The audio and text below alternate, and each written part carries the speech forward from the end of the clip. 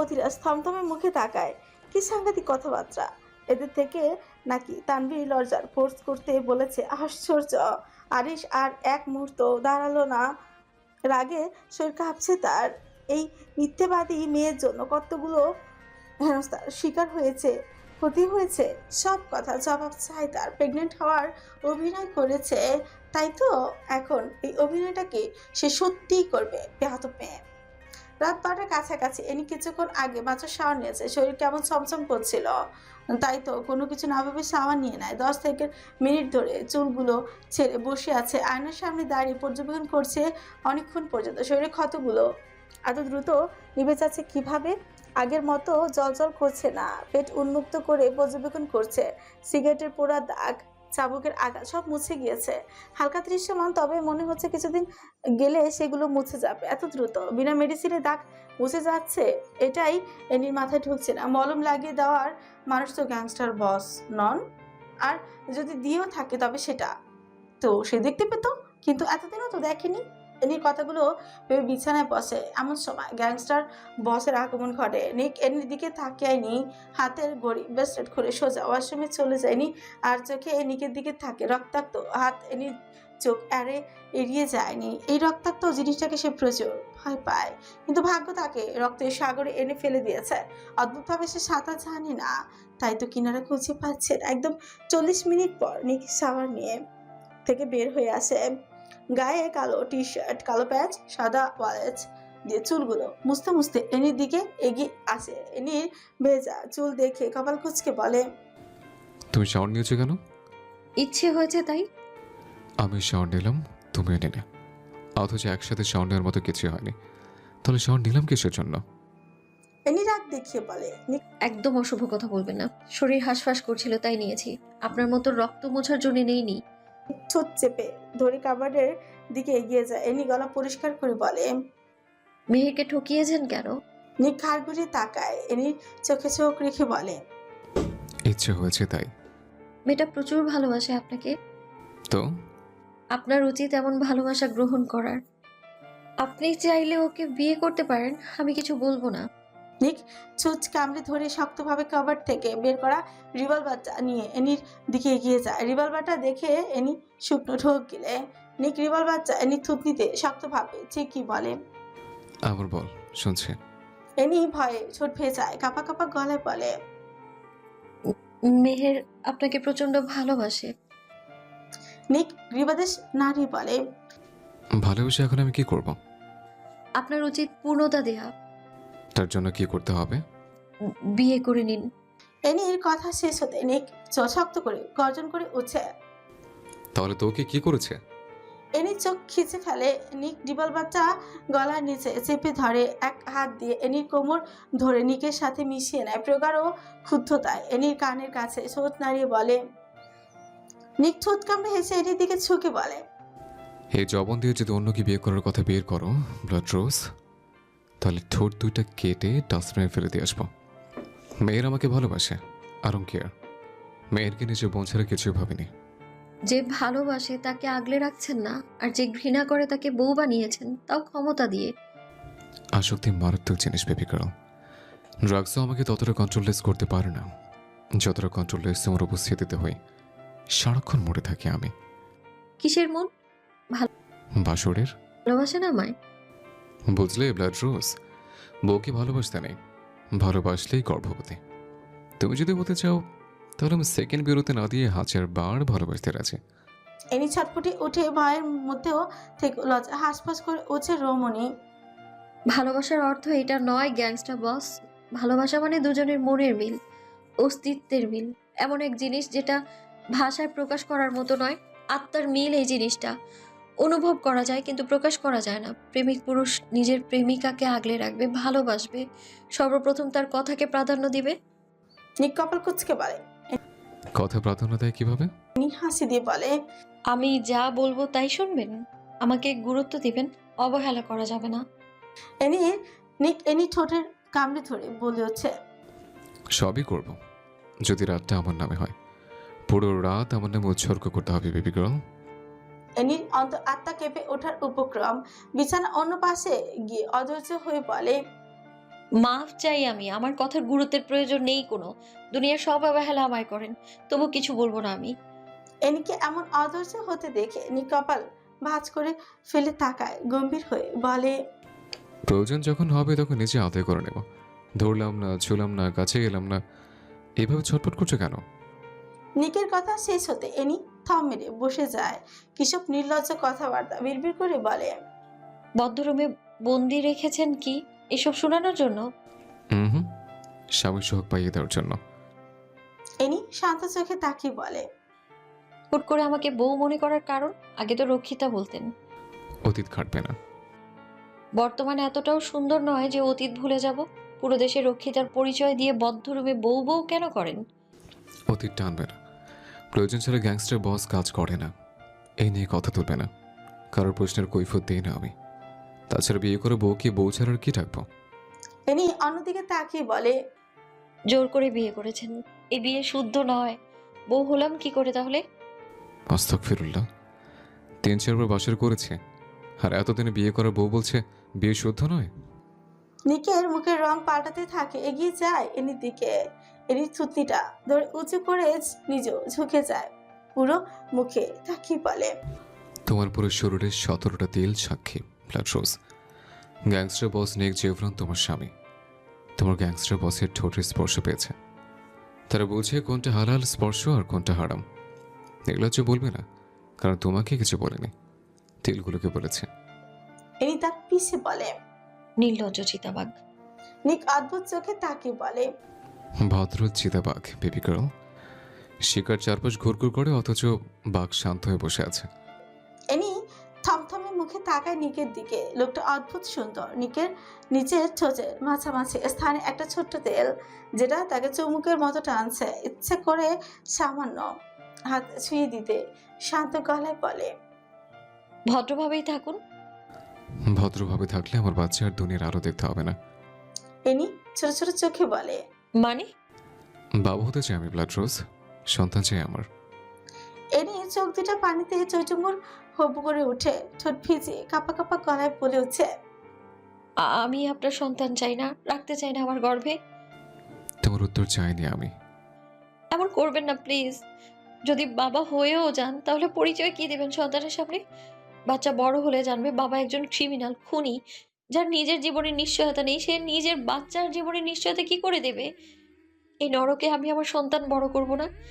আমাকে যেভাবে 4 দেয়ালে বন্দি করে রেখেছেন তাকেও সেম ভাবে বন্দি রাখবেন আপনি?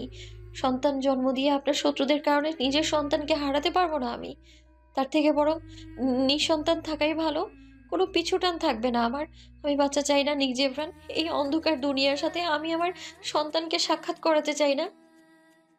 নিকের মুখাপ ধীরে ধীরে রূপান্তর ঘটতে থাকে। কঠোরতা যেন আরো ধারালো হয়ে ওঠে তার প্রতিটি রেখায়। এক মুহূর্তের ব্যবধানে পুরুষটির মুখমণ্ডল রক্তিম আভায় আচ্ছন্ন হয়ে যায়। ধূসর চক্ষুদয় এমন ভয়ঙ্কর দৃপ্তি ধারণ করে যে মনে হয় চোখের পাতা নামলেই রক্ত ঝরে পড়বে। এনি শুকনো ঝোঁক গিলে পিছনে হটতেই চাইলে মুহূর্তে গ্যাংস্টার বসের নিঠুর থাবার মুখোমুখি হয়। নিক হঠাৎ করে এনির 2 বাহু দৃঢ়ভাবে চেপে ধরে, এমন শক্তিতে যে পালানোর সব পথটুকু মুহূর্তে বন্ধ হয়ে যায়।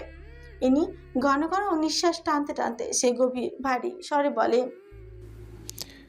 Why do I keep getting familiar with all these fucking emotions and difficult things again and again? এমন জীবন কেন দেওয়া হলো আমাকে? Do you know what the biggest truth is? সেটা হলো আমাদের মতো পাপীদের কোনো সংসার থাকে না, তাদের কোনো পরিবার থাকে না। তারা শুধুমাত্র তাচ্ছিল্যতা ডিজার্ভ করে। বাহ্যিকভাবে সবাই ভয় পেলেও সবার কাছে তুচ্ছ। আজ মরি, কেউ 1 ফোঁটা চোখের পানিও ফেলবে না। কেউ অবসেস করবে না কেন মরে গেল, বরং আরো খুশি হবে একটা জানোয়ার ধ্বংস হয়ে গেছে। আর সব থেকে বেশি খুশি হবে তুমি। কিন্তু আমি তো এমন জীবন চাইনি। বাবা মায়ের কোলে তো মানুষ হচ্ছিলাম।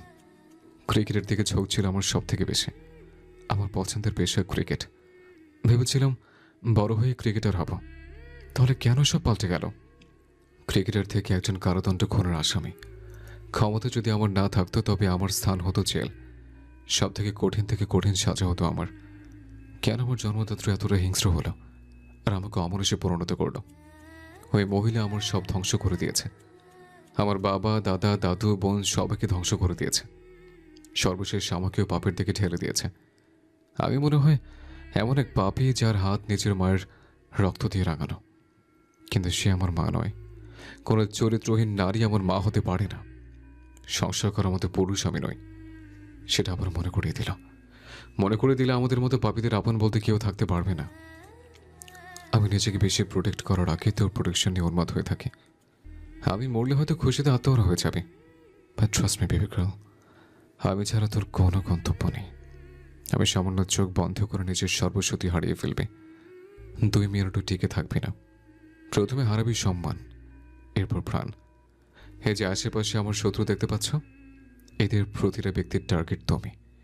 আমার একমাত্র দুর্বলতা, কারণ দুর্বলতা আঘাত করলে নিক জীবন ভেঙে যাবে। এনি এতক্ষণ নিকের কথাগুলো শুনছিল, মনে হচ্ছিল কেউ যেন সূচ দিয়ে আঘাত করছে। হঠাৎ থমকে যায় সে। এনি অস্ফুট আওয়াজে বলে, দুর্বলতা? আমি আপনার দুর্বলতা? যদি দুর্বলতা হই তাহলে এত টর্চার কেন করেছেন? কেন পুরো দুনিয়ার সামনে অপমানিত করেছেন? আমায় রক্ষিতার পরিচয় কেন দিয়েছিলেন সবার সামনে? নিক জল চেপে ধরে পিষে বলে, রক্ষিত হিসেবে না কিনে যদি সেদিন বউ বানিয়ে নিয়ে আসতাম, কি মনে হয় আসতে দিত তোমাকে? এনি মনে করতে থাকে সেদিনের কুৎসিত ঘটনাগুলো, যেগুলো মনে হলে তার অন্তর আত্মা পর্যন্ত কেঁপে উঠছে। নিকের দিকে তাকিয়ে বলে, আমাকে নিলামে তো আপনারাই তুলেছিলেন। নিক রাগে শার্টের বোতামটা দুইটা খুলেই ফেলে, শক্ত কঞ্চে বলে, it was taken at the auction centre in my absence. Annie অস্থির হয়ে উঠে সবটা জানার জন্য, মন ব্যাকুল হয়ে উঠছে। আচমকা নিকের হাত ধরে ব্যাকুল কঞ্চে বলে, প্লিজ সবটা বলুন। আমাকে ইরান থেকে আফ্রিকায় নিয়ে এসেছে কে? নিক এনি সম্পর্কিত হাতের দিকে তাকায়, কপাল কুঁচকে। এনি চোখ দুইটা ছটফট করছে। নিক হাত ছেড়ে দিয়ে বলে, হয়তো প্রশ্নের উত্তর দিয়ে সময় নষ্ট করতে চাই না, অহেতুক নয়, আমার জন্য অনেক গুরুত্বপূর্ণ এটা। কিন্তু আমার জন্য নয়। আপনি বলবেন না? প্রয়োজন বোধ করছি না। এখন যদি বলি দুটো চুমু খান? 1 সেকেন্ডও দেরি করবো না। শুধু কপালে নয়, অনেক জায়গায় খাবো। এনি বাঁকা হেসে বলে, আমার কথা বলিনি, পশুর গালে খেতে বলেছিলাম। নিক রক্ত চোখে তাকায়, তেড়ে যায় এনির দিকে। হারামের বাচ্চা। এনি ভয়ে শুকনো ঠোক গিলে কোনো কিছু না ভেবে আচমকা নিকের বুকের মাথা রেখে 2 হাত দিয়ে চাপটে ধরে। নিক সাথে সাথে দাঁড়িয়ে যায়। মাফিয়া বসের যান্ত্রিক হৃদয়টা কেঁপে উঠছে আচমকা। সেই তার দৃশ্য চোখে পড়তে গ্যাংস্টার বসের ভেতরে দীর্ঘদিনের পাথর হয়ে থাকা অনুভূতিগুলো এক অদ্ভুত ফাটল ধরে। ক্ষমতা, রক্ত আর ষড়যন্ত্রে মোড়ানো যে হৃদয় এতদিন যান্ত্রিক নিয়মে স্পন্দিত হতো, সেটা সেই মুহূর্তের মধ্যেই অনিশ্চিত কাঁপুনি দুলে উঠছে। নিকের বুকে এনির আশ্রয় নেওয়া যেন তার শাসক সত্তার উপর নীরব এক প্রশ্ন ছুড়ে দেয়। নিকের দৃষ্টি স্থির থাকলেও অন্তলোকে অস্থিরতার ঢেউ যেন। এমন দৃশ্য তার নিয়ন্ত্রিত পৃথিবীতে অচেনা। শক্ত হাতে গড়া সাম্রাজ্যের বস হয়েও সে প্রথমবারের মতো বুঝতে পারে মানবিক আবেগ কখনো কখনো অস্ত্রের চেয়েও ধারালো। সেই ক্ষণিকের স্পর্শ, সেই আকস্মিক আশ্রয় গ্যাংস্টার বসের ভেতরে জমে থাকা নিষ্ঠুর নির্লিপ্ততা এক মুহূর্তের জন্য হলেও যেন নিভে যেতে চাচ্ছে। এনি অস্থির হয়ে বলে, আপনার রাগ ভয়ঙ্কর, এটাকে আলিঙ্গন করার সাহস আমার নেই। শান্ত থাকুন প্লিজ, শান্ত হন আপনি। আমায় বলুন না সেদিন আমায় কে তুলে নিয়ে এসেছিল? নিক ঠোঁট কামড়ে ধরে বলে। সুস্থ হচ্ছে তুমি? কথাটা এনির কানে প্রবেশ করতে চোখ বড় বড় করে ফেলে। এক ঝটকায় নিকের থেকে দূরে সরে যায় অনিচ্ছায়। সামান্য জড়িয়ে ধরেছিল, ভেবেছিল জড়িয়ে ধরলে দমে যাবে, হয়েছেও তাই। অথচ এই লোক লুচ্চামের মুড়ে চলে গিয়েছে। আশ্চর্য। দুর্বলতা কাটেনি এখনো। আমার দেখা সব থেকে অশ্লীল পুরুষ আপনি। নিক দিবানে গিয়ে বসে। পুরো মাফিয়ার সাম্রাজ্যকে চালনা করি আমি, অথচ আমার জিনিস তোমার ইশারাতে চলে। শক্তি তোমারও কোন দিক দিয়ে কম নেই। Losing consciousness is the only problem. ইনি কানের ভেতরে 2 আঙ্গুল ঢুকিয়ে বলে, আল্লাহ, প্রয়োজনের সামনে বসে থাকা লোকটাকে বোবা করে দাও, নয়তো আমাকে কালা বানিয়ে দাও। তবু এত অনৈতিক বানিয়ে আমায় শুনিও না। হাত, ঠোঁট আর একটা জিনিস অক্ষত থাকলেই হবে। এনির কান দিয়ে যেন ধোঁয়া বের হচ্ছে। নিকের সামনে গিয়ে বসে। নিকের 2 হাত 2 পাশে ছড়িয়ে রেখেছে, 2 পা ফাঁকা করে বসে। ঘাড় পর্যন্ত চুলগুলো কয়েকটা কপালে পড়ে আছে। তীক্ষ্ণ দৃষ্টি এনির দিকে। এনি নিঃশ্বাস নিয়ে বলে, আপনি আজ আমার উত্তর দেবেন গ্যাংস্টার বস? জীবনে কোনোদিন কৈফিয়ত চাইনি, কিন্তু আমি আপনার থেকে কৈফিয়ত চাচ্ছি। নিক কুচকে বলে, সাহস বেড়েছে? বেড়েছে। এখন যদি আঘাত করে বসে? এনি মলিন হেসে বলে, আঘাত আর কম খাইনি জীবনে। আপনি না হয় আরো দিলেন, তবু উত্তর জানতে চাই। নিক নিজের ছুঁচ কামড়ে ধরে অশান্ত চোখ দুইটা দিয়ে এনিকে পর্যবেক্ষণ করে যাচ্ছে। গম্ভীর কণ্ঠে গভীর গলায় বলে, সেদিন মার্কেট থেকে আসার সময় তোমার সাথে কে ছিল?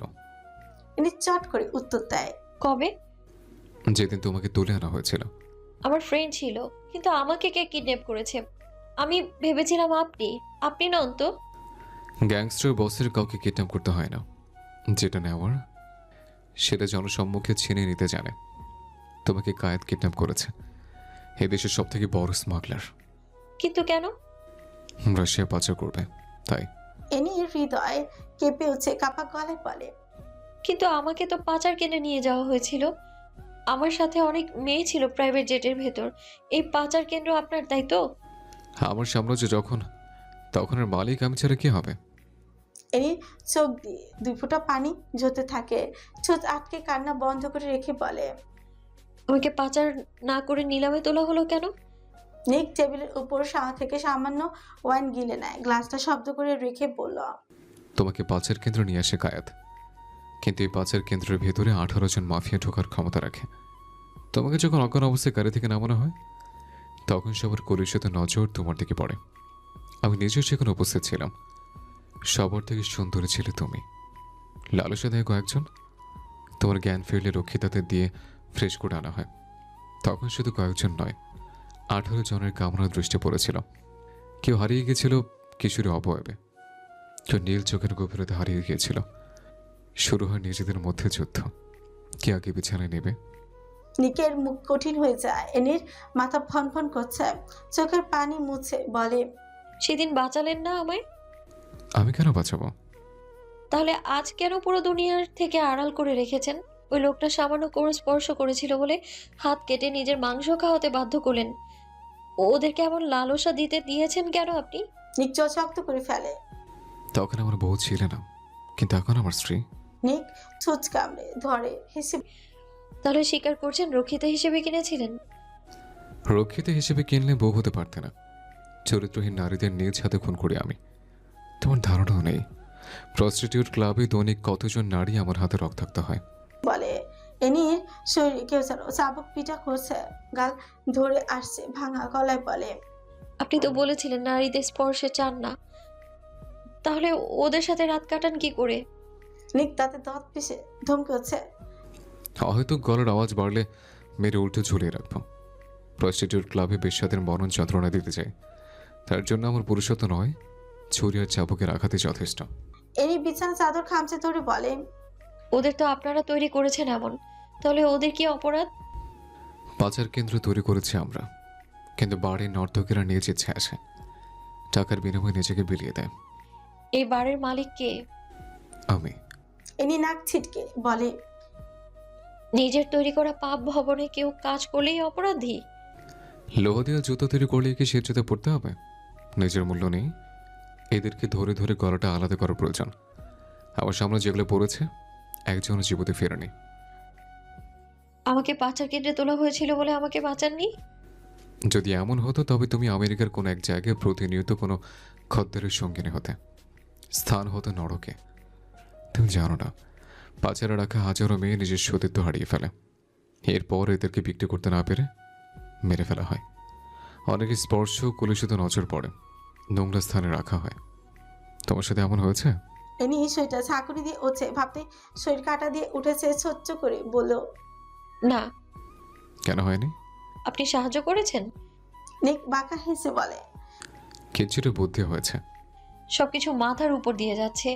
আমাকে তখন চিনতেন না, তাহলে বাঁচিয়েছেন কেন? তাহলে কি 1.5 বছর ধরে যে ছায়া আমার পিছু করতো সেটা আপনি ছিলেন? এনি ছটফট চোখ, বুকের ভেতর তাণ্ডব চলছে। নিক ঈগল দৃষ্টিতে তাকিয়ে ভ্রু কুচকে ফেলে, বাঁকা হেসে চোখের দৃষ্টি ঘুরায়। এনি অশান্ত নিঃশ্বাস ছেড়ে বলে, চুপচাপ থাকা সম্মতির লক্ষণ। আমি আরো ভাবতাম কায়াত বা ইগোর, এত এদের মধ্যে হয়তো কেউ আমায় ফলো করতো, কারণ কিডন্যাপ তো তারাই করেছে।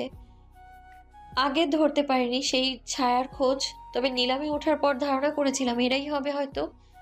কিন্তু মোর এইভাবে যে ঘুরে যাবে আগে ভাবিনি। তাহলে কাটা মাথা আর কলিজার সাথে রক্তাক্ত চাদর পেঁচিয়ে আপনিই পাঠাতেন?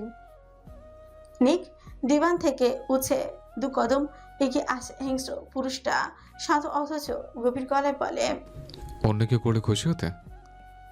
এনি চিন্তাধারার সাথে হাঁপিয়ে উঠে ঘন ঘন নিঃশ্বাস টেনে নিয়ে বলে।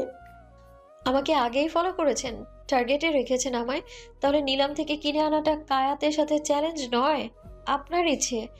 আর সেদিন রাতে আপনি আমাকে প্রথম দেখেননি, বরং 2.5 বছর ধরে আমায় ট্র্যাক করছেন আপনি। নিক এনির দিকে ঝুঁকে এনির থুতনিটা ধরে মাথাটা উঁচু করে ঝাঁঝালো কণ্ঠে বলে। যে নারীকে 2.5 বছর ধরে প্রোটেক্ট করে আসছে, একদিনের ব্যবধানে সেই নারীকে কেউ কিডন্যাপ করেছে। এরপর থেকে আনা হয়েছে নোংরা পাচার কেন্দ্রে। সেখানে থেমে যায়নি, নিলামে তোলা হয়েছে তাকে। ধ্বংসলীলা তো সেদিনে চালিয়ে দিতাম। তবে মরবে তো সবাই। যেদিন নারীটাকে কিডন্যাপ করার দুঃসাহস দেখিয়েছে, সেদিন এক একজনের মৃত্যুর ঘণ্টা বাজতে শুরু করেছে। সবার কাছ থেকে দলিলপত্র কাজের হিসেব নিয়ে প্রতিটা দেহের মাথা আলাদা করে সমুদ্র ভাসাবো। শান্তভাবে ধ্বংসলীলা চালাতে একটু বেশি পছন্দ করি আমি। এনি মুখ খুলে কিছু বলার জন্য নিক এনির ঠোঁটের উপর আঙুল রেখে হিসিসি উঠে। কিন্তু আমার প্রশ্ন শেষ হয়নি, শান্ত হয়ে বসুন অশুভ লোক। এনি বুকে ধাক্কা দিয়ে বলে। শ্শ্, দেখতে পাচ্ছ না কচল হারিয়েছে? কথা বলছে কেন? নিক কথা শুনল না। এনির উষ্ঠ আঁকড়ে ধরে এনি চোখ মুখ খিচে ফেলে। নিকের হাত চলে যায় এনির উন্মুক্ত কোমরে। এনি শিউরে ওঠে। এনি ধাক্কা দেয় ছোটার জন্য, কিন্তু পারল না শক্তিতে। নিক এনিকে বিছানায় ছুঁড়ে ফেলে। শার্টের বোতাম খুলতে খুলতে এগিয়ে যায়।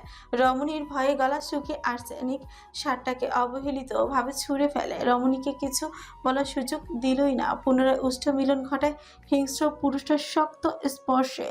অষ্টাদশী ছটফট করে। নিক বিরক্ত হয়ে বেল্ট দিয়ে হাত বেঁধে দেয়। এনি চোখে নিরুপায়ে ঝলক, দন্তের ঘর্ষণে ব্যথায় চোখ দিয়ে পানি পড়তে থাকে। নিক এনির শার্টের বোতাম খোলার জন্য হাত রাখতে উচ্চ শব্দ করে ফোন বেজে হচ্ছে।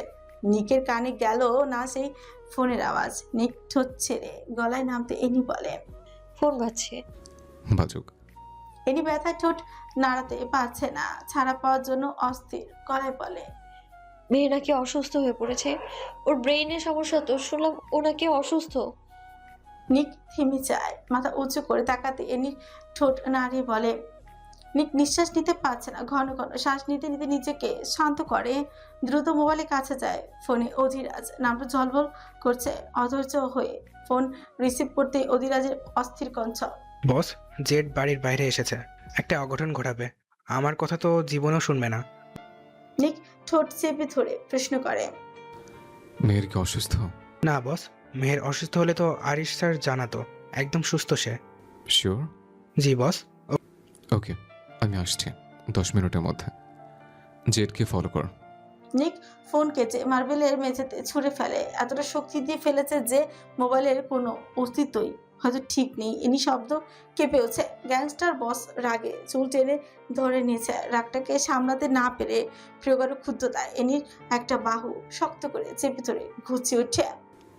You lie and deceive me, you fucking girl. ওকে নিয়ে মিথ্যে কেন বলছিস? এনি এই প্রতিটি ধমকে আবারও কেঁপে উঠে শান্ত গলায় বলে। প্রেমিকা বলে খারাপ লাগছে? নিক রুম কাঁপিয়ে হুঙ্কার দিয়ে উঠছে। এক ঝটকায় হাত ছেড়ে দিয়ে গলা চেপে ধরে। Just shut up idiot. এই পিচ্চি মেয়েটা আরিশের কলিজা। যখন আমরা পুরো অস্তিত্বহীন হয়ে পড়েছিলাম, তখন দাদামশাই মানে এই মেয়েটার দাদা আমার আশ্রয় দিয়েছিল। ওর বাবা আমাকে নিজের সন্তানের মতো দেখেছে। অথচ ওর বাপ ছিল একজন স্মাগলার। ছোট্ট শিশু বাচ্চাটা আরিশকে একদিন ভাইয়ের সম্বোধন করলো। আরিশের কঠিন মন করল না, কিন্তু ধীরে ধীরে আরিশকে মায়ে পড়েছে উপরওয়ালা ভালো জানেন। অদ্ভুতভাবে সে আমাকে ভাই সম্বোধন করতো না, আদর করতাম না প্রথম প্রথম। ওর মধ্যে নিজের বোনকে খুঁজে পেতাম। এরপর থেকে মা জন্মাতে থাকে। হয়তো আরিশ বোনের স্বীকৃতি দিয়েছে সেজন্য। একদিন হুট করে ওর বাবার গলিত লাশ পাওয়া যায়। কান্নায় ভেঙে পড়ে বাচ্চা মেয়েটা। এরপর থেকে আরিশের বোন হিসেবে বড় হতে থাকে। আরিশের কলিজাও রক্তাক্ত হয়ে যখন আমি বাড়িতে ফিরতাম, তখনও ছোট ছোট হাত দিয়ে আমার রক্ত মুছে দিত। এমনভাবে দিত যেমন কঠিন মন গলেও যেত। বয়সের ব্যবধান থাকা সত্ত্বেও আমাকে নাম ধরে ডাকত। পুরো রাত যখন জ্বরে ছটফট করেছে, রাতের অন্ধকারে এসে কপালে জলপটে দিয়ে দিত। এমনভাবে দুজনকে দেখাশোনা করতো যেন আমাদের অভিভাবক। যদি সেখানে যেতাম তবে কোনোদিন ক্ষুধার্তে ফিরে আসতে পারেনি। না খেলে কান্না শুরু করে দিত। আরিশ নিচে কলেজের টুকরো বোনের কথা ফেলতে পারত না। খেয়ে আসতাম দুজনে। একদিন হুট করে জানতে পারি ওর ব্রেন টিউমার। প্রাপ্ত বয়স হলে অপারেশন করাতে হবে। এর মধ্যে যাতে সে কোনো মানসিক ট্রমাতে না পড়ে, এতে ওর জন্য ঝুঁকিপূর্ণ হয়ে যাবে। কিন্তু এই মেয়েটা আমাকে জান প্রাণ দিয়ে ভালোবাসতে শুরু করেছে। যদি সে খারাপ হতো তাহলে কতটা থাপ্পড় যে আমার হাতে খেত তার হিসেব ছাড়া। কিন্তু তোমার ধারণাও নেই মেহেরা কতটা সরল। আমি কোনো রিয়াকশন দিতাম না। ধীরে ধীরে আমি ওর তীব্র আসক্ত হয়ে পড়ি। যে মেয়েকে আমি নিজের হাতে বড় করলাম সে আমাকে ভালোবাসলো। কঠিনভাবে কিছু বলতে পারবো না। ওর কাছে হলে আরিশ ভেঙে যাবে। আর আরিশ আপনার বন্ধু কম কলিজার টুকরা ভাই। নিক দাঁতে দাঁত পিষে গলা ছেড়ে দেয়। ইয়েস, মেয়ের আমাকে ভালোবাসে, সেটা ওর ব্যাপার। সময় হলো ওকে ভালো জায়গায় বিয়ে দেব। কিন্তু আরিশের বোন ছাড়া আমার নজরে কিছুই নয়। ইনি প্রচুর অবাক হয়। এদের জীবন এমন জটিল কেন? প্রতিটি সম্পর্কের পেছনে রহস্য ঘেরা। সে তো ভেবেছিল মেয়ের আরিশের রক্তের পণ, অথচ আজ শুনলো অন্য কিছু। নিজেকে অপরাধী মনে হলো, গলার আওয়াজ নামিয়ে বলে, দুঃখিত, আমি জানতাম না মেহের এমন গুরুতর রোগে আক্রান্ত। একবার যদি সে জানে আপনি বিয়ে করেছেন তাহলে কি হবে ভেবেছেন আপনি? নিক গাছাড়া ভাব নিয়ে বলে, আই ডোন্ট কেয়ার। এর আগে ওর অপারেশন হয়ে যাবে। আর ওর জীবনে আরিশ, দাদামশাই এরা ছাড়া কেউ নেই। জানানোর কোনো উপায় নেই। আপনার কল্পনাও নেই নিক জেভরান মেয়েটা ঠিক কতটা আত্মবিশ্বাস নিয়ে জীবন পার করছে। সহজ সরল মেয়েদের আঘাত করলে তারা ঠিক কতটা হিংস্র হয় ধারণা নেই আপনার। আমি জানি না ভবিষ্যৎ কি হবে, তবে অনেক কিছুই পাল্টাবে। দোয়া করি ভালো কিছু হোক। ইনি সাথে সাথে চোখ বন্ধ করে ফেলে। শোনা গেল নিকের পায়ের শব্দ। বুঝতে পারলো কোনো কাজে বাইরে গিয়েছে। নাজরিন নিজের খোলা অংশে ডিবানে বসে চাউমিন নাড়াচাড়া করছে। একটি গার্ড থেকে মোবাইল ছিনিয়ে এনেছে জোর করে। শালার জিন্দেগি, চতুর লোক সব কিছুতেই লক করে দিয়েছে। নাজরিন খাওয়া বাদ দিয়ে প্রতিটা অ্যাপ চেক করছে লক খোলার জন্য। সামনে কারো উপস্থিতি অনুভব করে বিরক্তি নিয়ে বলে, আরে বালের মোবাইল দিয়েছিস আমায়, সবকিছুতে লক কেন? ডিস্টার্ব না করে সরে দাঁড়াও। কিন্তু অভাবটা ছিল না। নাজরি বিরক্ত হয়ে পায়ের দিকে তাকায়। রেগে কিছু বলতে চাপে, মুখের দিকে তাকাতে চেঁচিয়ে উঠে চোখ দুটা বড় বড় হয়ে যায়। আরিশের মুখটা রাগে লাল হয়ে আছে, হাতে চাবুক পেঁচানো। নাজরি শুকনো ঢোক গিলে আরিশের এক পা টেবিলের উপর রেখে নাজরির দিকে ঝুঁকে পড়ে। চাবুক নাড়ি বলে, প্রেগনেন্ট তুমি? নাজরি অসহায় হয়ে মাথা নাড়ায়। না, তাহলে কেন বললে তুমি প্রেগনেন্ট? নাজরি হাসার চেষ্টা করে বলে, কখন বললাম প্রেগনেন্ট? মিথ্যে বলছেন কেন? আরিশ চোয়াল শক্ত করে বলে উঠছে, জাস্ট শাট আপ। ফোনের নাটক কেন করেছো? জানো এর জন্য কত হেনস্থার মুখে পড়তে হয়েছে? ক্রিমিনাল লিডারকে একটা সামান্য মেয়ে হেনস্থা করছে, বিষয়টা লজ্জাকর। আরিশ চাবুকটা হাতে নিয়ে নাজরির গলায় পেঁচিয়ে ফেলে। রাগে কিরমির করে বলে উঠছে, ক্রিমিনাল লিডার হেনস্থা তোমার নাটকে নয়, সহ্যের সীমা অতিক্রম করেছো তাই। রক্ত নিয়ে খেলা যার প্রতিদিনের অভ্যাস, তাকে এক তুচ্ছ রমণী কিছুই করতে পারবে না। নাজরির শ্বাস বন্ধ হয়ে আসার অবস্থা। আরিশের দিকে তেজ নিয়ে বলে, অমানুষ একটা। চাপুক সরান বলছি, শ্বাস নিতে পারছি না। তো মরে যাও, নাকি প্রেগনেন্ট হওয়ার শখ আছে? তাহলে চলো শেষ ইচ্ছে পূরণ করে দেই। মিথ্যে নাটক সাজানোর শাস্তিও পেয়ে যাবে। নাজরির চোখ লাল হয়ে আসে, অস্পষ্ট ভাবে বলে, শান্তিতে থাকতে আপনাকে কোনোদিন দিব না। তার জন্য হাজারটা নাটক সাজানোর হলেও আমি সাজাবো। ঠকিয়েছেন আমাকে। প্রেগনেন্ট হওয়ার নাটক করেছি, বেশ করেছি, কিন্তু আফসোস আপনার চুপসে যাওয়ার মুখটা দেখতে পারিনি। কথাটা বলে আরিশের দিকে তাকায়। আরিশের মুখে কেমন হিংস্র হয়ে আছে। আরিশ চাবুক গলা থেকে খুলে ফেলে দেয়। নাজলি যেন প্রাণ ফিরে পেল। গলায় ব্যথা হয়ে গেছে। ঠিক সেই সময় শোনা গেল আরিশের তিক্ত কথা, নাটক ছড়ানোর আগে এইটা আমাকে বললেই পারতে, স্পর্শ পেতে চাও। কামনায় ছটফট করছে মন, অনেকদিন ধরে কারোর ছোঁয়া।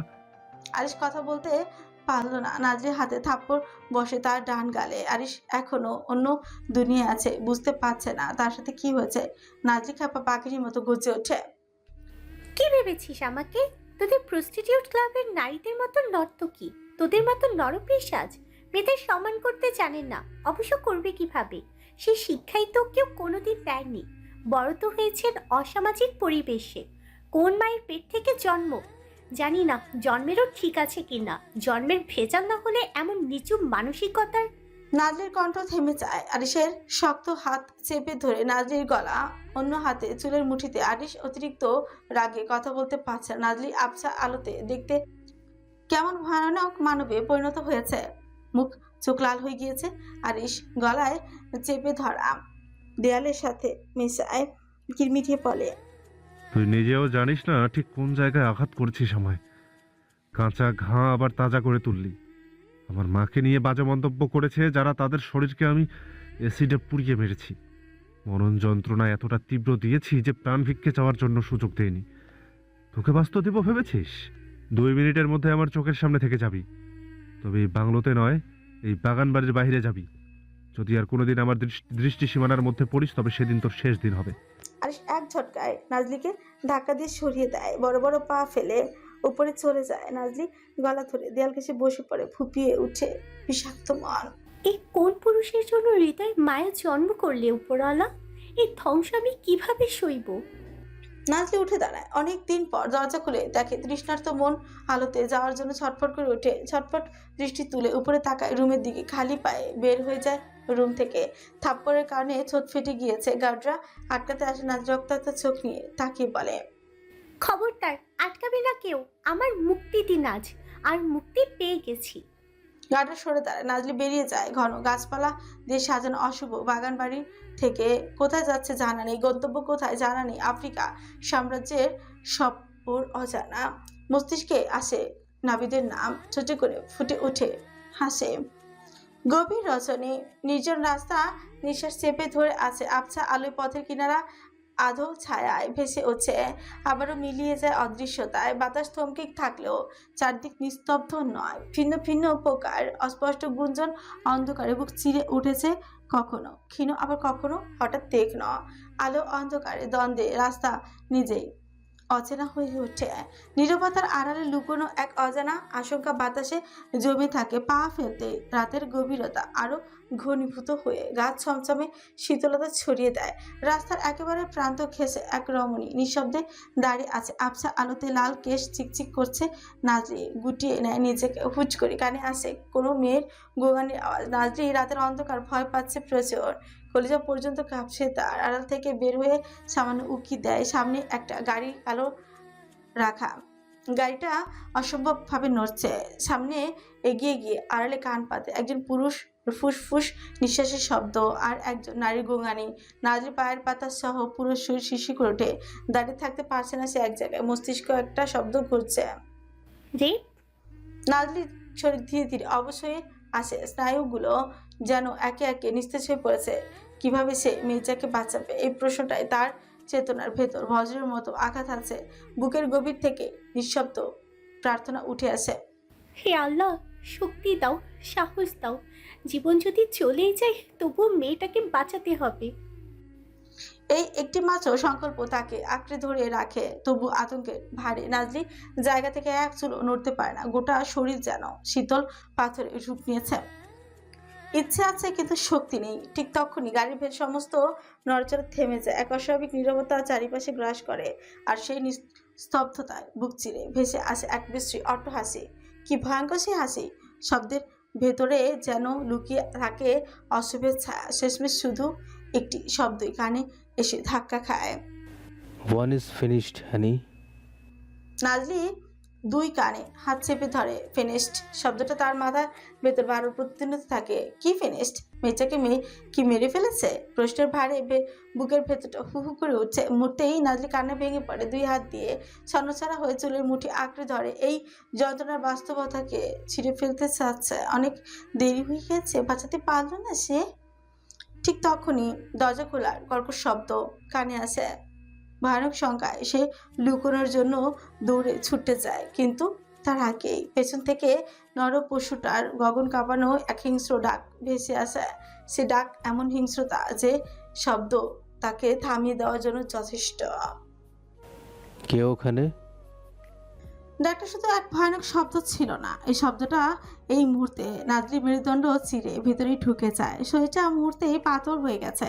মনের ভেতরে যে ভয় বর্তমানে সেটা শীতল ছাপের মতো তার শিরা উপশিরা পেঁচিয়ে ধরেছে। চোখ দুটো বিস্ফোরিত হয়ে উঠেছে, ছোট দুইটা কাঁপছে অনবরত। নিঃশ্বাস থেমে আছে এক ফোঁটা শব্দের ভয়। অন্ধকারে বুকের মধ্যে দাঁড়িয়ে নিঃশ্বাস নিতেও ভয় পাচ্ছে। এখানে একটি মাত্র শব্দ যথেষ্ট সবকিছু উঁচে দেওয়ার জন্য। গলা শুকিয়ে আসছে তৃষ্ণা। লোকটার ধীর পা তার দিকে এগিয়ে আসছে। লোকটা যত এগিয়ে আসছে নাজরি রক্ত যেন তত হিম হয়ে আসছে। সে পালাতে চাইছে কিন্তু আতঙ্ক এমনভাবে চেপে ধরেছে যেন শরীর নড়াচড়া করার শক্তিটাও নেই। ভয়ে শক্তভাবে জামার একাংশ চেপে ধরে রেখেছে। জীবন রক্ষার্থে পালানোর জন্য মনে সাহস সঞ্চয় করে তুলেছে। যে করেই হোক এই জানোয়ারটার দৃষ্টিসীমার বাইরে যেতে হবে, না হলে তারও ঠিক সেই অবস্থা হবে যেমনটা কিছুক্ষণ আগের মেয়েটার হয়েছে। মেয়েটা গুঁইয়েছে, চিৎকার করেছে, কিন্তু শুয়োরের বাচ্চা তাকে ছাড়েনি। মেয়েটার জায়গা নিজেকে কল্পনা করতে আটকে উঠছে, চোখ মুখ খেঁচায় বিড়বিড় করে থাকে। শক্তি দাও আমাকে আল্লাহ, প্লিজ আমার সম্মান অক্ষত রাখো। জানোয়ারের হাতে নিজের বান্দাকে পিষে যেতে দিও না। সাহস দাও, শক্তি দাও। বিড়বিড় করতে করতে নাজলি দৌড় দিতে যাবে, এমন সময় গাড়ির হর্নের শব্দে আবারও থেমে যায়। সাহস করে অবশ হয়ে আসা যাওয়া শরীরটা আগে নড়ার জন্য সাহস যোগান করে। ভীত দৃষ্টিতে মাথা ঘুরিয়ে ধীরে ধীরে পিছনে ফিরে তাকায়। সাথে সাথে চোখে মুখে আসার আলো ফুচে ওঠে। যে লোকটা তার দিকে এগিয়ে আসছিল সে উল্টো ঘুরে গাড়ির দিকে এগিয়ে যেতে থাকে। নাজলি আর এক মুহূর্ত অপেক্ষা করলো না, এক ধরে ঝোপের আড়ালে চলে যায়। গাড়ির আলোতে আলোকিত হয়ে আসে আশেপাশের পরিবেশ। সে ঝোপের আড়াল থেকে সামনের প্রতিটি দৃশ্য দেখতে থাকে। লোকটাকে দেখে সে অবাক হয়ে যায়। লোকটার এক হাত নেই, এই ভাঙা হাত নেই। মেয়েটাকে রেপ করেছে, অথচ মেয়েটা নিজেকে বাঁচাতে পারলো না। কুকুরের বাচ্চা কত ডিগ্রি উত্তেজনা হলে এই ভাঙা হাত নিয়ে ফুলের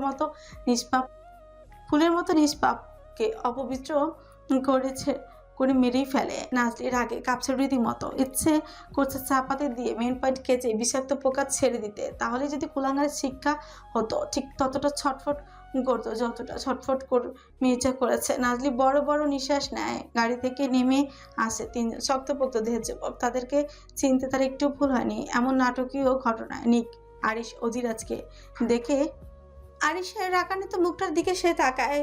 কেন জানি এই মুহূর্তে আরিশকে এখানে দেখে নাজরির হুটা ছিঁড়ে যাচ্ছে। চোখের পাতা কাঁপতে কাঁপতে ভারী হয়ে আসছে। তার দৃষ্টি চারপাশে ঝাপসা হতে দেখতে পাচ্ছে। তাদের মধ্যে কি কথা হচ্ছে জানা নেই তার, শুধু দেখতে পাচ্ছে গাড়িতে পড়ে থাকা মেয়েটাকে দুইজন গার্ড নিয়ে যাচ্ছে। মেয়েটার নগ্ন শরীরের উপর একটা কালো চাদর রাখা হয়েছে। পুরো শরীর শিরশির করে উঠে তার। আরিশের থেকে দৃষ্টি ঘুরিয়ে সে নিকের দিকে চাইল। নিক লোকটাকে কিছু একটা বলছে। নাজির চোখ থেকে পানি পড়ছে অনবরত। অন্ধকারের মাঝেও সে অনুভব করছে ভয় কিভাবে তার শরীর দখল করেছে। আঙুলগুলো অসাড় হয়ে আসছে, তবুও ছন্নছাড়া হয়ে চুল আঁকড়ে ধরে।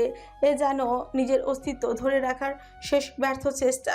কান্না বেরোতে চাইলেও গলা তালাবদ্ধ হয়ে গেছে এই মুহূর্তে। অশ্রু গড়িয়ে পড়ল নিঃশব্দে। নিস্তেজ গলায় নাজলি নিঃশব্দে আর্তনাদ করে উঠছে। রাতের অন্ধকারে এত পৈশাচিকতা! জানোয়ার একটা মেয়েকে ধ্বংস করে দিয়েছে, আর হায়নার দলেরা প্রমাণ মুছে দিতে আসছে। এ আমি কার মায়ায় জড়ালাম? যুদ্ধ প্রতিহিংসার মধ্য দিয়ে কিভাবে বিমোহিত হয়ে গেলাম এই জঘন্য পুরুষটার প্রতি। উনি তো আমার বাস্তবতা নন, স্বামী নন আমার। ধ্বংসের এক স্তম্ভ তারা, যারা শুধু ধ্বংস করতে জানেন। শেষ রাতের দিকে ধরণীতে ধীরে ধীরে আলোর আগমন ঘটেছে। চারিপাশে আবছা আলোয় আলোকিত। বর্তমানে অধিরাজ আর নেক বাগান বাড়িতে এসেছে। আরিশ ডিবানে হেলান দিয়ে চোখ বন্ধ করে রেখেছে রাগান্বিত গলায়। ট্রাস্ট মি নিক, জানি না কবে তোর এই নরক খাদক প্রাণে মেরে ফেলি।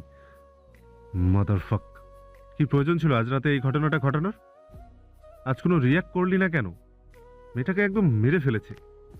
এদের কাজে পুরুষদের বিছানায় যাওয়া। আজ এক পুরুষকে সহ্য করতে না পেরে মরে গেছে। এতে জেরির অপরাধ কোথায়? আরিশ ফ্রুকুচকে বলে। মানে? নিক গ্রীবাদেশ বাড়িয়ে বলে, প্রস্টিটিউট ক্লাবের মেয়ে, ম্যাসিমোর গার্লফ্রেন্ড। আরিশ অবাক হয়ে বলে, তুই জানলি কিভাবে? আমি তো কোনোদিন দেখিনি। তাছাড়া তুই তো ওখানে জীবনেও যাস না। নিক অধরে বাঁকা হাসি ফুচিয়ে বলে। এই মেয়ে একবার এসেছিল আমার কাছে, খবর পেয়েছি ও প্রস্টিটিউট ক্লাবের নর্তকী। ম্যাসিমোর সাথেও এক দুবার দেখেছিলাম। আরিশ থমথমে গলায় বলে। মেসিমোর মতো জানোয়ার গার্লফ্রেন্ডের জেটের সাথে পেরে উঠলো না। নিক তত্ত্বে দত পিষে বলে। ম্যাসিমো জানার হলেও হুঁশ আছে, কিন্তু জেড মানুষকে ওকে নরখাতক। মেয়ে দেখলেও নিজের মধ্যে থাকে না। প্রচুর তফাৎ দুজনের। সঠিক সময় না পৌঁছলে হয়তো মেয়েটার কাঁচা মাংসের রক্ত খুবলে খেত। আরিশ ফোঁস করে শ্বাস টানিয়ে অধিরাজের দিকে তাকিয়ে বলে। কাজ শেষ? অধিরাজ মাথা নাড়ায়। ওকে বস।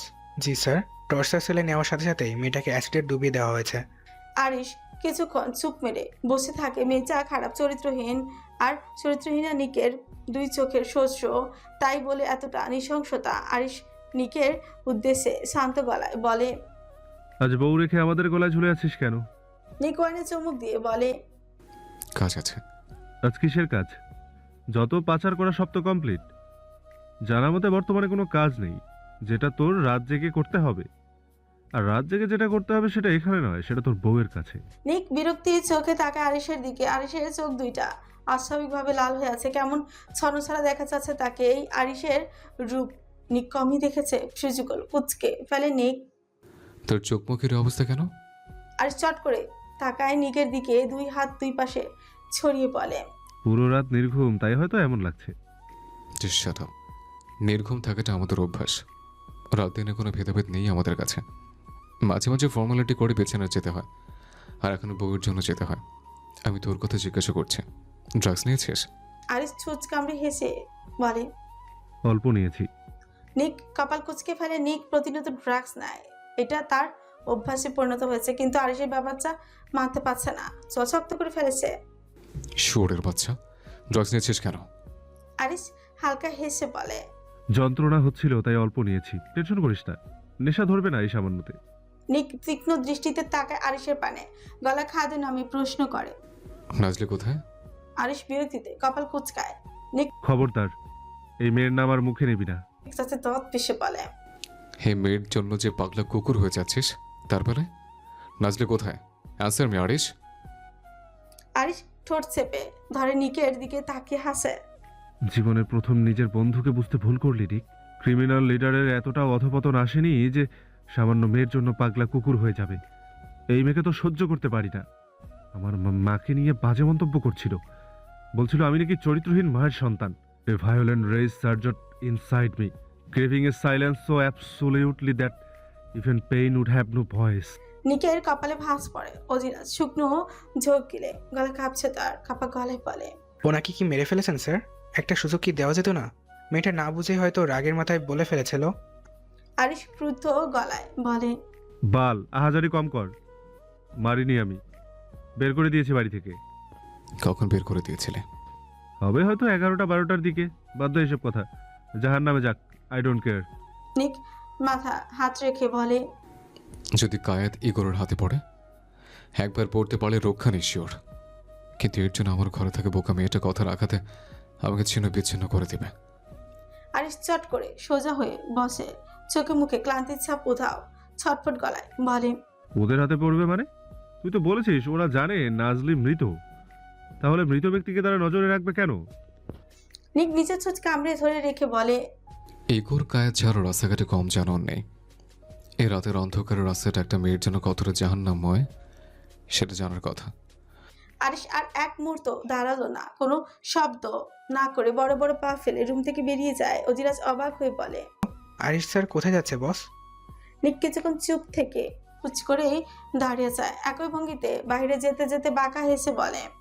যেখানের গন্তব্য সমুদ্র নিকটবর্তী এই মনোরম দৃশ্য পাচ্ছি যেন প্রকৃতির এক সুগভীর ধ্যানমগ্ন কবিতা। দূর দিগন্তে নীল আকাশ ও নীল জলের মিলন রেখা অস্পষ্ট হয়ে এসে সৃষ্টি করেছে এক রহস্যময় বিস্মৃতি, যেখানে দৃষ্টির সীমা ক্লান্ত হয়ে আত্মসমর্পণ করে। বালুকা বেলায় ছড়িয়ে যায় সূর্য লোক সোনালী আভায় ঝলমল করে প্রতিটি বালুকণাকে করে তোলে তৃপ্ত ও জীবন্ত। ঢেউয়ের পর ঢেউ সুশৃঙ্খল ছন্দে তীরে আশ্রে পড়ে নোনা জল ভেজা বাতাসে সামুদ্রিক শৈবাল ও লবণের গন্ধে মিশে পরিবেশকে করে তোলে গভীর তীক্ষ্ণ অনুভবযোগ্য। দূরে উঠতে থাকা সাদা ধূসর গাংচুলিদের তাদের কর্কশ স্বরে ডাকে সমুদ্রের নির্জনতা ভেঙে দেয়। চারিপাশে এক অপ্রার্থিব প্রশান্তি নেমে আসে। নাজলি ক্লান্তি শরীর নিয়ে চারিপাশের দৃশ্য নিয়ে মুচকি হাসে। কত স্নিগ্ধ পরিবেশ। মন্দির দশা সে ভুলে গিয়েছিল আলো কি জিনিস, সৌন্দর্য কি জিনিস। রাতের ঘটনার কথা মনে পড়তে চোখ দিয়ে পানি গড়িয়ে পড়ে। বর্তমানে তার একটা ফোনের দরকার, যে করেই হোক আর্জেন্ট নাবিদের খোঁজ নিতে হবে। যে বোনকে বাঁচানোর জন্য খাঁচায় বন্দী হয়েছিল, সেই বোনকে সে একবার দেখতেও পারল না, বুকের সাথে মিশিয়ে সান্ত্বনা দিতে পারল না। এই আফসোসের ভিড়ে নাজলির হৃদয়টা যেন বারবার কেঁপে উঠেছে। চেয়ারে ক্লান্ত শরীরটা এলিয়ে দেয়। দূরে একটা পরিচিত মুখ দেখে কপাল কুঁচকে ফেলে। একটা মেয়ে সাদা জামা পরা, চুলগুলো বাতাসের সাথে নড়ছে বারবার। 5-6টা বাচ্চার সাথে কিলকিল করে হেসে উঠছে বারবার। নাজলির অধরে হাসি ফুটে ওঠে। নামটা বারবার মনে করতে থাকে। একসময় সফল হয়ে এগিয়ে যায় মেয়েটার দিকে।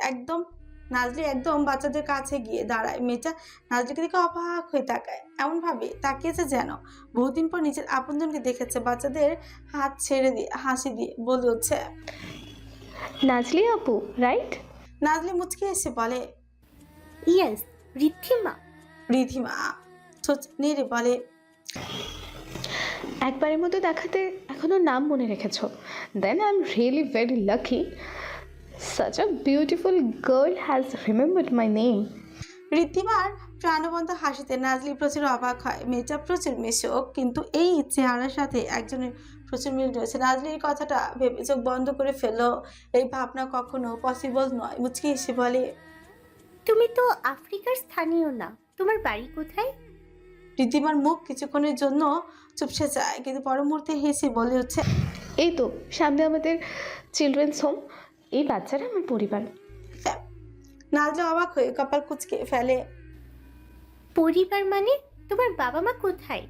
রিদ্ধিমা হুট করে চুপ হয়ে যায়। হাসি খুশি মুখটা ঘন আধার নেমে আসে। রিদ্ধিমার অবস্থা দেখে নাজলি সান্ত্বনা দেয়। ইটস ওকে, বলতে হবে না। এই মিষ্টি মুখে অন্ধকার মানায় না। রিদ্ধিমা হেসে ওঠে, মুচকি হেসে বলে, এই কেন্দ্রের মালিক আমার পালিত বাবা। ওনাকে আমি বাবা বলে ডাকি। জন্ম না দিয়েও উনি আমার জন্মদাতার সমান। আমাদের পরিবারে আর কেউ নেই, আমি আর আমার বাবা ছাড়া। বাবা কোনো এক কারণে কোনোদিন বিয়ে করেননি। এই কেন্দ্রের প্রতিটা বাচ্চাকে ঘিরেই আমাদের সময় কাটে। সপ্তাহে একবার এখানে নিয়ে আসি। ওদের হাসি খুশি মুখটা দেখতে ভালো লাগে। নাজলি কৌতূহলবশত প্রশ্ন করে, তোমার বাবা মা কোথায়? রিদ্ধিমার মুখ মলিনতা ঢেকে যায়। মলিন হেসে বলে, জন্মদাতা জন্মদাত্রীর খবর জানা নেই আপু। জানি না কে আমার আসল বাবা মা, কোনোদিন দেখিও নি। তবে এতে আমার কোনো অভিযোগ নেই। আমার বাবা আছেন আমার কাছে। আমাকে কিন্তু এতিম ভাববে না, আমি এতিম নই। বাক্যগুলো উচ্চারণ করতে করতে রিদ্ধিমার গলার স্বর পরিবর্তন হয়ে যায়। কান্না করতে গিয়েও যেন আটকে যায়। নাজলি হেসে বলে, আমার বাবা তো নেই, আমার কথা না হয়ে থাক। কত বছর বয়স থেকে স্যারের মেয়ে হয়েছ? রিদ্ধিমা দু কদম সামনে এগিয়ে যায়, সমুদ্রের দিকে তাকিয়ে বলে, বাবা আমার কাছে কিছুই লুকাননি। আমার বাবা কিন্তু গোয়েন্দা সংস্থার কর্মকর্তা ছিলেন। আমাকে নাকি কোনো এক পাচার কেন্দ্রে বিক্রি করে দিতে চাচ্ছিল। শুধু আমাকে নয়, আমার মতো আরও অনেক শিশু। শুনলে অবাক হবে, তখন আমার নাকি মাতৃদুগ্ধ পান করার বয়স। বৃষ্টির রাত ছিল সেই দিন, তাই সময় মতো অন্য দেশে পাঠাতে পারছিল না। আর সেই সময় বাবা তারা পুরো টিম সেখানে অভিযান চালায়, হামলা করে প্রত্যেকটা ব্যক্তির ওপর। কেউ কেউ সেখানেই মারা যায়। এতে 2 জন পুলিশ অফিসারও মারা গিয়েছিলেন। আমাকে নিয়ে 30 জন বাচ্চা ছিল। সবাইকে হেফাজতে নিয়ে যাওয়া হয় প্রশাসন কেন্দ্রে। সব বাচ্চারা কাঁদছিল, অথচ আমি নাকি নিশ্চুপ ছিলাম। ফ্যাল করে তাকিয়েছিলাম বাবার দিকে। আমার তাকানো দেখে বাবার মায়া হয়। উনি আমাকে কোলে তুলে নেয়। কোলে নেওয়ার সাথে সাথে খিলখিল করে হেসে উঠি আমি। সেই ছোট্ট রিদ্ধিমা। একজন গোয়েন্দা অফিসারের শক্ত মন গলিয়ে ফেলি অজান্তেই। বাবার শার্টে এমনভাবে ধরেছিলাম যেন আমি ওনারই কন্যা, ওনার সন্তান। ভাগ্যের কি নির্মম পরিহাস! 30টা বাচ্চার থেকে আমাকে উনি নিজের আপন করে নেন। সর্বপ্রথম উনি আমার কপালে চুমু খান। আমার সামনে মুখ নিয়ে আসলে আমি নাকি নাকে চুমু খেয়েছিলাম। সেদিন রাতে গোয়েন্দা অফিসার আমিনুল হক ওসমান আমাকে দত্তক নেন। কাগজে কলমে স্বীকৃতি দেন আমি ওনার মেয়ে। নিয়ে আসেন সেই নোংরা পাচার কেন্দ্র থেকে তার রাজপ্রাসাদে। আমিও হয়ে উঠি ওনার একমাত্র মেয়ে রিদ্ধিমা। আমার বাবাই আমার পৃথিবী, বাইরের দুনিয়া জানি না। এই চাইল্ডস হোম এই আমার দুনিয়া। কথাগুলো বলে ঋদ্ধিমা থামে, চোখের পানি মুছে ঘুরে দাঁড়ায় নাজলির দিকে। নাজলির চোখেও পানি, কিন্তু দুজনের ঠোঁটে তৃপ্তির হাসি। নাজলি হেসে বলে, আমিও জানি না আমার বাবা মা কি। আমি বড় হয়েছি এতিম বাচ্চাদের সাথে, সেখান থেকে পড়াশোনা করেছি, নিজেকে প্রতিষ্ঠিত করে নিজের জগৎ বানিয়েছি। আমার সাথে আমার বোন ছিল। ঋদ্ধিমা এগিয়ে এসে বলে, সে কোথায়? আপনার ছোট বোন? নাজলি বাচ্চাদের মতো তাকিয়ে বলে, আমার বোন আছে একটা জায়গায়, সেটা না হয় গোপন থাকুক। যদি আপনার দুর্বলতা হয় তাহলে বলার প্রয়োজন নেই। ঋদ্ধিমার দিকে তাকিয়ে আকস্মিক বলে, তোমার সাথে অ্যাকচুয়ালি খুব মিল পাওয়া যায়। তোমার কোনো বড় ভাই ছিল? নিজের প্রশ্নে নাজলি নিজেই থতমত খেয়ে যায়, হাসি দিয়ে বলে, এইমাত্র তোমার কাহিনী শুনে এখনই ভুলে গিয়েছিলাম। যাই হোক, how many peoples can look the same? Maybe this is something like that. Riddhima সম্মতি জানিয়ে বলে, possible. Besides I do not have anyone here. আপাতত আমার ইতিহাস থাক। আমি ভেবেছিলাম আপনারা হয়তো নিজের গন্তব্যে চলে গিয়েছেন, এখনো যাননি কেন? নাজলি বুকে হাত গুজে বলে, এই ইতিহাস অনেক, বলাটা পসিবল নয়। আচ্ছা, আপনার ভাই যে একজন ছিল, সে কি চলে গিয়েছে? নাজলি এদিক সেদিক তাকিয়ে বলে, ভাই বলতে ফ্রেন্ড, এক প্রকার ভাইয়ের মতো, তার খোঁজেই আছি। ঋদ্ধিমা অবাক হয়ে বলে, সে কি, আপনি ওনার সাথে নেই?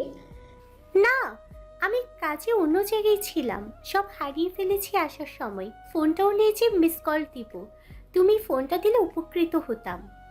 ঋদ্ধিমা অধৈর্য হয়ে প্যান্টের পকেটে হাত দেয়, অসহায় হয়ে নাজলির দিকে তাকিয়ে বলে। আপু, ফোন নিয়ে আসতে ভুলে গেছি। নাজলির শেষ আশার ঝলকও নিভে যায়, চিন্তায় ছোঁচ কামড়ে ধরে নিজের। ঋদ্ধিমার কিছু একটা আঁচ করে বলে, আপু, আপনি আমার সাথে আসুন। কিছু খাননি হয়তো, ক্লান্ত দেখাচ্ছে খুব। নাজলি মুচকি হেসে বলে, তার কোনো প্রয়োজন নেই বোন, তুমি অনেক মিষ্টি একটা মেয়ে, কষ্ট দিতে চাই না তোমাকে, আমি নিজের গন্তব্য খুঁজে নিব। ঋদ্ধিমা উল্টে বলে, বয়সের ব্যবধান বেশি হবে না, তাই ফর্মালিটি করবেন না আপু। আমার সাথে আমার বাড়িতে চলুন। আমাকে নিজের বোন বলেছেন, অথচ বোন কিছু বললে ফিরিয়ে দিচ্ছেন। আমি কিন্তু কষ্ট পাবো, আর আপনাকে না নিয়ে আমি এক পাও নড়ব না। কিন্তু ঋদ্ধিমার বলতে না দিয়ে হাত ধরে। না করো না প্লিজ। এই সুযোগে তুমি আমাদের কেন্দ্রটা ঘুরে দেখতে পারবে। অনেক বাচ্চা আছে এখানে, বাবার সাথেও আলাপ করিয়ে দেব। পুরো রাত গল্প করবো দুজন, অনেক মজা হবে। চলো আপু, প্লিজ। ঠিক আছে, এবার অন্তত শান্ত হও, এত চঞ্চল হলে চলবে? নাজলি এক প্রকার বাধ্য হয়ে বলে, মাতালের বাচ্চা, গাড়ি চালানোর সময় খবর থাকে না নাকি? মানুষ মনে হয় না লোকদের? ঋদ্ধিমা খুশিতে বাচ্চাগুলোকে ইশারা করে। বাচ্চারা আজ এই পর্যন্ত, অন্যদিন নিয়ে আসবো তোমাদের। আপাতত সবাই বাড়ির দিকে এগিয়ে যাও। ঋদ্ধিমার কথা মতো সবাই সামনে এগিয়ে যায়, পেছন পেছন ঋদ্ধিমা আর নাজলি এগিয়ে যেতে থাকে। নাজলির মুখে চিন্তার ছাপ। নাবিদের খোঁজে এই মুহূর্তে সব থেকে প্রয়োজন। সকালের দিকে দুজন বয়স্ক মেয়ে এসে এনিকে খাবার দিয়ে যায়। মহিলাগুলোকে দেখে চিত্রের কথা খুব মনে পড়ে যায়। এনি এক হাতের মাধ্যমে চোখের পানি মুছে খাবারের দিকে তাকায়। এই জীবনে যাকে সে মন থেকে ভালোবেসেছে, সবাইকে সে হারিয়েছে। মা বাবা, স্বজন হারা এক 18 বছরের রমণী, যে বয়সে মায়ের আঁচল ধরে হাঁটার কথা, এই বয়সে জীবনের সাথে যুদ্ধ করেছে সে।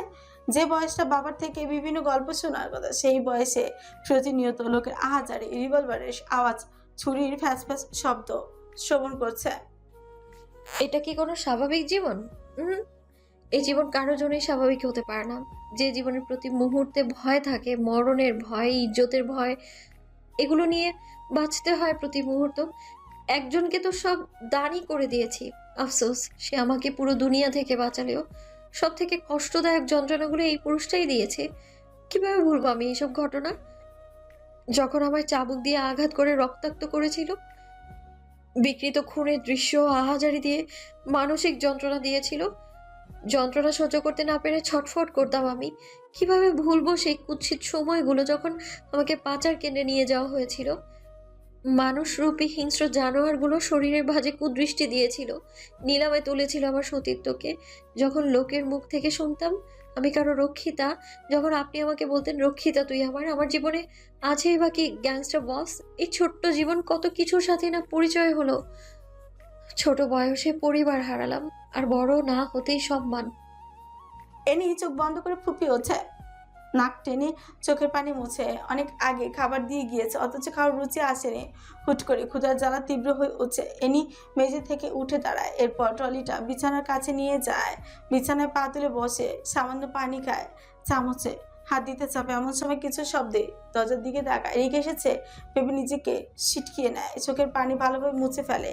চামচটা যথাস্থানে রেখে অন্য পাশে ফিরে যায়। কালো হুজি পরা লোকটা ধীরে ধীরে এগিয়ে আসে এনির দিকে। নিক তার দিকে আসছে সেটা এনি ভালোভাবে অনুমান করতে পেরেছে। এনি গুটিগুটি হয়ে একপাশে শুয়ে পড়ে। লোকটা বিরতিহীনভাবে বিছানায় বসে, পেছন থেকে এনিকে জড়িয়ে ধরে। এনির উন্মুক্ত পেটে হাত রেখে পেছনের দিকে মুখ গুজে দেয়। মুখ গুজে দেওয়া নয়, কেমন অশালীন পাগলাটে আচরণ। নিক ভেবে নি চুপ থাকলেও পরে ছটফট করে ওঠে। নিকের হাত সরাতে সরাতে বলে। লোকটার স্পর্শ ধীরে ধীরে কঠিন হতে থাকে। এনি হতভম্ব হয়ে যায়। এসব অশ্লীলতার মানে কি? সকালে রুমে ঢুকে এমন অসভ্যতমা কেন করছেন? এটা নিকের স্পর্শ নয়। হ্যাঁ, নিকের স্পর্শ রক্তাক্ত, যে স্পর্শে কোনো না কোনো কোমলতা থাকে না, তবুও সেই স্পর্শ আলাদা। এক নাম থাকে, আলাদা এক প্রশান্তি থাকে, কিন্তু এমন অস্বস্তিকর নয়। অস্বস্তিকর কেন? পারফিউমের গন্ধটাও পরিচিত নয়। এনি হাতের দিকে তাকায়, আন্তকে গলা শুকিয়ে আসে। এনির এই হাত তো ওনার না। এনি আর এক মুহূর্ত অপেক্ষা করলো, নিজের সর্বশক্তি দিয়ে লোকটাকে ধাক্কা দেয়। সাথে সাথে বেরিয়ে আসে কিছু বিশ্রী অপমানজনিত বিশ্রী গালি। শালি বেশ্যা, তোর মতো মাগুর মাছের নেক চোবরান সামলাই কিভাবে?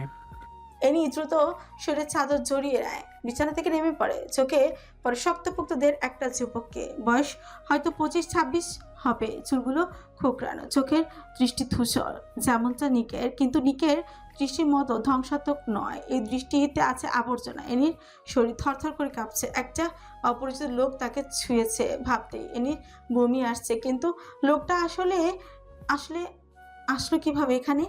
পুরো বাড়িতে তো গার্ডরা নজরদারি করছে। লোকটা রাগান্বিত চোখে তাকায় এনির দিকে। এনি হাতটা খপ করে ধরতে চাপে, তার আগেই এনি পিছিয়ে যাবে। চাদরটা শরীরের সাথে চেপে ধরে চেঁচিয়ে বলে, তা আমার শরীর স্পর্শ করেছিস কোন কলিজা নিয়ে? খবরদার কাছে আসবি না। তুই জানিস না আমি কে? এ বাড়িতে ঢুকেছিস কি করে? আমার রুমে এসেছিস কোন সাহসে? হ্যাঁ, লোকটা যেন জমে গেল। পৈশাচিক হাসি হেসে দিয়ে বলল, আরে বাস, রক্ষিতা মাগিদের এত গলার চোর, এত এনার্জি কি নেক জেফরানে দান করেছে নাকি? আরে চিন্তা করছি না, আমার কাছে আসলে এর থেকেও বেশি শক্তি দান করব। শরীরের অনেক জায়গা তো ভালো উন্নতি হয়েছে, আমার কাছে আসলে আরও হইব। এনি কান চেপে ধরে, এত বিশ্রী ইঙ্গিতে যেন মাথা ঘুরিয়ে আসছে। এই মুহূর্তে দাঁড়াতে পারছে না সে, শরীরে যেন কেউ বিষাক্ত সুচ ঠুকে দিয়েছে। এনি চেঁচানোর জন্য মুখ খুলতে লোকটা বিকৃত হেসে বলে, চেঁচিয়ে লাভ নেই, সবাই গভীর নিদ্রায় আচ্ছন্দ, ডাকলেও কেউ আসবে না। আজ তোর এমনভাবে ছিড়ব যে নেক জেফরানের মেরুদণ্ড ভেঙে যাবে, মুখ থুবড়ে পড়বে আমার বসের পদতলে। এনি পরোয়া করলো না কোনো কথা, ভয়ে কাঁপছে সে রীতিমতো। বন্ধ দরজার দিকে তাকিয়ে সে ঠোঁট ফিচিয়ে বলে, ভুল করেছিস। এর মূল্য তোকে বাজে ভাবে দিতে হবে। উনি আসলে কিন্তু প্রলয় ঘটে যাবে। জীবন বাঁচাতে চাইলে চলে যা। সত্যি কাউকে কিচ্ছু বলবো না আমি। এনির কথায় লোকটা পৈশাচিক ভাবে হাসতে থাকে। লোকটার হাসিতে এনির শরীর গুলিয়ে আসে। লোকটা হাসি থামিয়ে কামনার দৃষ্টি দিয়ে বলে, আজ তোর খদ্দেরও কিছু করতে পারবে না। খদ্দের মানে? লোকটা জিহ্বা বের করে অশালীন ভাবে ঠোঁট ভেজায়। যার বিছানায় এত মাস ধরে রাত কাটাচ্ছিস তাকেই চিনিস না? শালিক অভিনয় করিস। রক্ষিতা নাকি নিজের খদ্দেরকে চেনে না। এনির শরীর ঝাঁকুনি দিয়ে উঠছে, ক্লান্ত গলায় বলে, আমি কারো রক্ষিত নই, আমি ওনার এনি আর বলতে পারলো না। লোকটার চিলের মতো এসে এনির চাদর টেনে ধরে। এনির কলিজা বেরিয়ে আসার উপক্রম। লোকটার সাথে না পেরে উঠে যাচ্ছে, দত বসিয়ে দিল। লোকটা ঘর কাঁপিয়ে চিৎকার দিয়ে ওঠে। এনি চাদরটা রেখেই দরজার দিকে দৌড় দেয়। দরজাটা খুলে বের হতে যাবে, তার আগে লোকটা তার সোনালি কেশ ধরে হাঁচকায় টান দেয়। এনি গিয়ে দেয়ালের সাথে ধাক্কা খায়। এত জোরে ধাক্কা লাগে যে সে সাথে সাথে কপাল ফেটে তার রক্তই বের হয়ে যায়। মাথা ঘুরে আসে তার, পুরো দুনিয়া অন্ধকার দেখতে পাচ্ছে। অশুভ কুকুরচা কেমন বিশ্রীভাবে তাকাচ্ছে তার নারী অবয়বে। এনি মুখে হাত দিয়ে চুকরিয়ে কেঁদে উঠছে। কোথায় আজ আপনি? বাঁচানোর জন্য পুরো পৃথিবীর আড়াল করলেন, অথচ আজ সিন্দুক ভেঙে চোর ঢুকে গিয়েছে, মালিকের কোনো খোঁজ নেই। মিথ্যে বলেছেন আপনি আমায়। এনি চোখ খুলে রাখতে পারছে না, শুধু বুঝতে পারছে লোকটা নিজের শার্ট খুলছে। এনি চেষ্টা করছে ওঠার জন্য, দেয়ালের সাথে এমনভাবে বাজে ভাবে ধাক্কা লেগেছে যে ওঠার শক্তি নেই। সামান্য চোখ খোলার শক্তিটা সে পাচ্ছে না। কিভাবে বাঁচবে সে নিজেকে, কিভাবে বাঁচাবে সে নিজেকে, কি করে রক্ষা করবে নিজের সমসম। তৃষ্ণায় গলা শুকিয়ে আছে। লোকটা নগ্ন শরীরটা নিয়ে এনির কাছে আসছে। এনির দিকে ঝুঁকে কুকুরের মতো গন্ধ টানে শরীরে। এনির গলা শুকে আসে, হাত মুষ্টি করে ফেলে। লোকটা এনির দিকে চুলে হাত দিয়ে বলে, ভাবতেই অবাক লাগছে। নিক জেভরানের দুর্বলতার ইজ্জত লুট করব, যাকে বিছানায় নেওয়ার জন্য 18 জন শক্তিধর মাফিয়া যুদ্ধ করছে, তাকে বিনা যুদ্ধে সুধা পান করব। এমনভাবে ছিড়ব যে নিকের রুহু পর্যন্ত পড়বে, পোলারে আটকাবে আমার পশ। তোর খোরদের সরি জামাইও এই মুহূর্তে আসতে পারবে না। মিনারের সামনে বোম রাখা, পা রাখবে সাথে সাথে টাটা বাই বাই। এখন আমার কাছে আসো বাবুই পাখি, আরাম পাবে। লোকটার ঘৃণা কথায় এনি আর সহ্য করতে পারল না। জানা নেই দুর্বল শরীরে শক্তি আসলো কোথা থেকে। লোকটা হাসতে হাসতে এনির জামা ছিঁড়তে যাবে তার আগেই এনি এক অনাকাঙ্ক্ষিত ঘটনায় ঘটিয়ে ফেলে। লোকটার পুরুষাঙ্গ এমনভাবে লাথি বসায় যেন লোকটা চিৎকার করার শক্তিও হারিয়ে ফেলে।